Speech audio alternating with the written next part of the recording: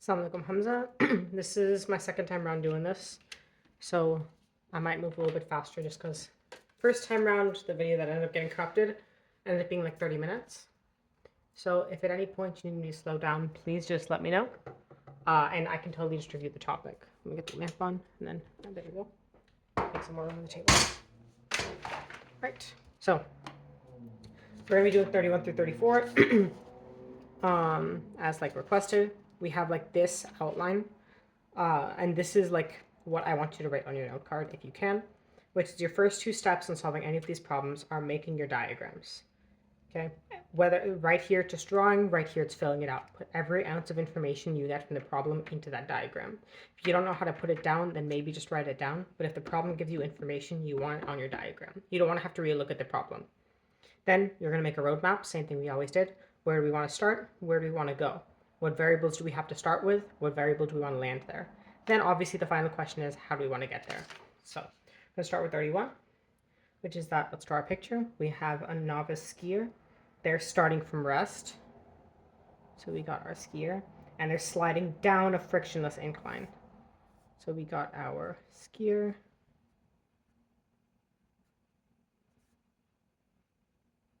Okay, and they're going down an incline. There's no friction. We have to write that down. Mu is equal to 0.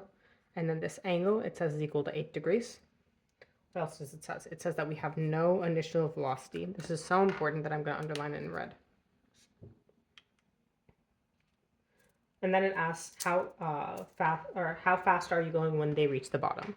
So what we want to know is that, oh, and then right now our vertical height is, we have a vertical height. Our initial height is 105.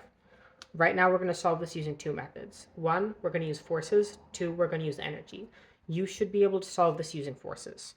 We're going to talk through it together, but I'm not going to give it a lot of attention because it's very important that you already know how to do it. We're going to use the following kinematic equation. We're going to recognize that we have initial velocity. We already know we can find a way to derive acceleration because we can draw our little free body diagram. We'll see gravity's going down. Fg, we got our normal force. Then our components are like that, which is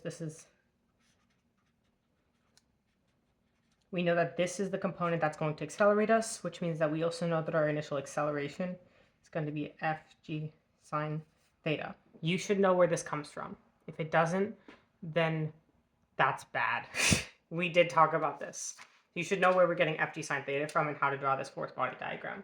So we have initial acceleration, we have initial velocity, we have all of that. What we want to do is try and figure out what is our final our final velocity. So what we want, where we're starting, is using initial velocity, initial height, initial acceleration. Where we want to go is get our final velocity. The equation we're going to use for this is going to be the fourth kinematics equation. It's going to say the velocity final equal to v naught squared plus 2a delta x, where we're saying that this distance right here is delta x. Okay, we're going to talk about how to get this later, but let's first figure out how to solve for VF right now. We're going to say that we know that this equals 0. We're going to say VF squared is equal to 2 mg sine theta delta x, right? Then that gives us a final velocity of 2 mg sine theta delta x square root. Now, other thing I'm going to show you is that how do we get this delta x? We're going to use trig. So toa, we have the height. We want to get this distance here, and we have an angle of 8 degrees. So what we're going to say is that the height is opposite to this angle. So we're probably going to want to use sine. We know that sine of theta is equal to the opposite over the hypotenuse. If you'll notice, because this is a right triangle, the distance we're covering is our hypotenuse, our diagonal. So then sine of 8 is equal to h over delta x. Then delta x is equal to h over sine of 8. Plugging this in back here gives a final answer of 2 mg sine theta times h over sine theta. Sine thetas cancel out, which means our answer is just 2 mg h. This is how you do it using forces. Notice that there is no energy involved. I'm going to write 31 up. If you got this far, write hello, like text me the word hello. If you don't, then I'll know you didn't watch the video, and that'll make me sad. So notice that our final velocity, and I hope you can see this. Whoops, okay, you can't see it. So we got SOHCAHTOA, sine theta is equal to opposite over hypotenuse, which is sine of 8 is equal to height over change in x. Height from here, change in x from here. Zoom out a little bit. There we go. We got our final velocity final expression here. Sine thetas cancel out is equal to square root of 2mgh. I'm going to show you how to do this much faster with energy. So, make sure this is still on screen. Great. We're going to look at this problem. We're going to ask ourselves, we know that the fundamental energy theorem says that initial energy is equal to final energy. So we want to identify where's our initial energy. So the first question you ask, is there kinetic energy? Well, kinetic energy comes from velocity. What's our velocity? 0. So there is no kinetic energy. Then you're going to ask, what's the spring energy? Well, is there any springs involved? I don't see one, so the answer is no. Then you're going to ask, is there any gravitational energy? You have gravitational when you're at any height. So we are at some height, 105. So we're going to write out that our gravitational energy is going to be mg times 105. An important note is that this is always going to be g. It's not going to be some acceleration term. This is always going to be g. So 9.8. So it's mass times 9.8 times 105. So our initial energy is equal to 105 mg. And I'm just going to write that as height times mg. You can calculate these problems yourself. That shouldn't be the hard part. So now we know our initial energies expression. Now we want our final energies expression. We were told that when the skier reaches the bottom of the hill, that they've reached the bottom, right? There's no more distance to fall, which means gravity can't do any more work on us, right? Which means that our gravitational energy is now 0, and that means all of our energy has to be kinetic, which is 1/2 mv squared. We're going to use this identity from before. We're going to say that hmg is equal to 1/2 mv squared. Note that we haven't been given the mass for the problem. But whenever you're doing problems that involve kinetic energy and gravity, the mass always falls out. Okay, so we're going to write that down. Mass falls. Don't let the fact that you don't know the mass stop you from doing the problem. Watch this.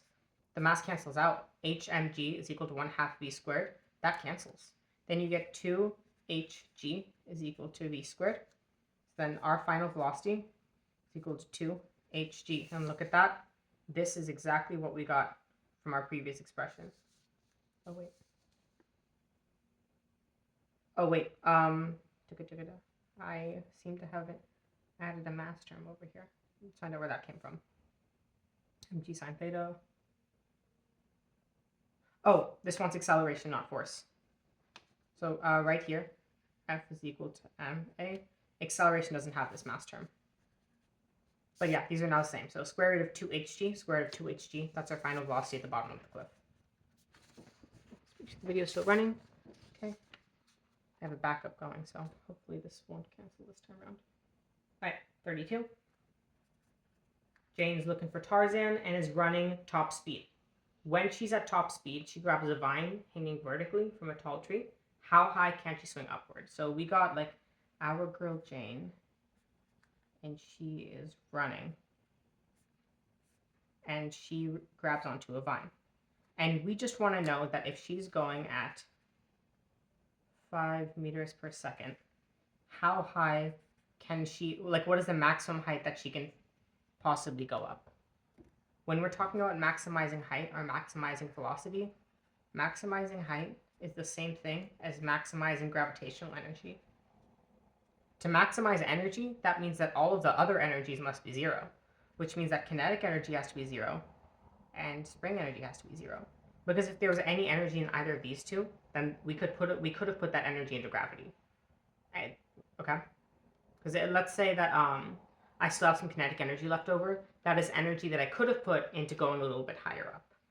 So we're going to say that we want to maximize the initial gravitational energy. So our final energy is going to be gravitational. To get our initial energy, We know that she's not falling. We've been told that she doesn't fall. We just know that she has an initial velocity. That's kinetic energy, so that's 1/2 mv squared. That becomes 1/2 mv squared is equal to mgh. We're solving for the height, so mass cancels out. That becomes v squared over 2g is equal to the height that she's able to swing. And for 33, the sled is given a shove up a frictionless slope. I don't know how to draw a sled, to be completely honest with you. Okay, a sled is given a shove up a frictionless slope, 23 degrees, where it reaches a maximum height is equal to 1.22 meters. And we want to find out what its initial velocity is. So this is a particularly good question. Oh wait, it reaches a high, yeah, its maximum height is 1.22 meters. Notice how we said maximum. Because this is our maximum height, what does that tell us about the gravitational energy? All of the energy was in there, right? Because as we mentioned before, it's maximized. So GPE becomes equal to our final energy. So mgh is equal to our final energy. Now, because this is frictionless, we don't lose any energy to friction, which means that our initial speed is the only thing having our energy in it, which means that 1/2 mv squared is equal to E initial is equal to mgh is equal to E final. Those cancel out. That becomes 1/2 v squared is equal to gh.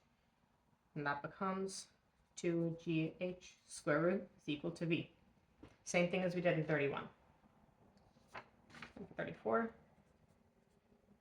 we have out of this is an interesting problem. We have our runner, and they're going up to this pole. So this is at like 1 second in. So t equals. Now let's say that we got this pole, and our runner has like, I'm gonna make them in red now. Let's say our runner has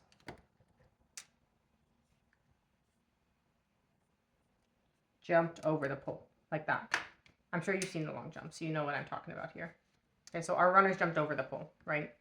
And as they're jumping over the pole, the maximum, the height that they're able to get to is 2.1 meters. Note though that on the high jump, your runner's still moving. They're not just going to fall on the pole. So we have a final height of 2.1 meters, and we have a final velocity of 0.5 meters, because they have to be able to make it over, right? So you're all, and so when you're here, you still have to move that way. So what is our final energy?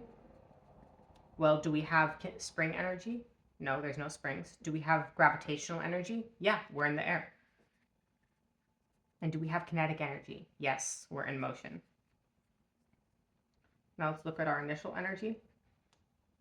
We're jumping from the lowest point, so h is equal to 0, which means we have no gravitational, but we do have kinetic. So this is important to note. These two kinetic energies are not the same, because in the beginning we're running faster than we do at the end. It's going to be 1/2 mv initial squared is equal to mgh final plus 1/2 mv final squared. Now watch this. Remember, mass always cancels out. We're going to divide out mass. So we're trying to solve for our initial velocity right here, vi. So then we're going to multiply by 2. We're going to say 2 times g times the final height plus 1/2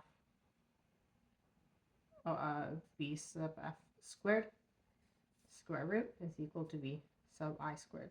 This is the type of problem that would be very, very difficult to do with forces. All we really did was that, so now if you were to plug this in, you'd say 0.5 for final velocity, 2.1 for final height, and you'd multiply things out as you're supposed to. Yeah. If you got any questions, please let me know. If you made it this far and you write the word, if you write the words "the Lego Movie" on your note card, then I will give you 3 bonus points on your test. And also just text me the words "the Lego Movie" so that I remember to give you the bonus points. If you did not end up watching this far, I will be sad. And I'll put a little frowny face right there. And you will not lose points, but you kind of will be just because of the fact that I'm giving you bonus points for just watching the video. Anyway, bye!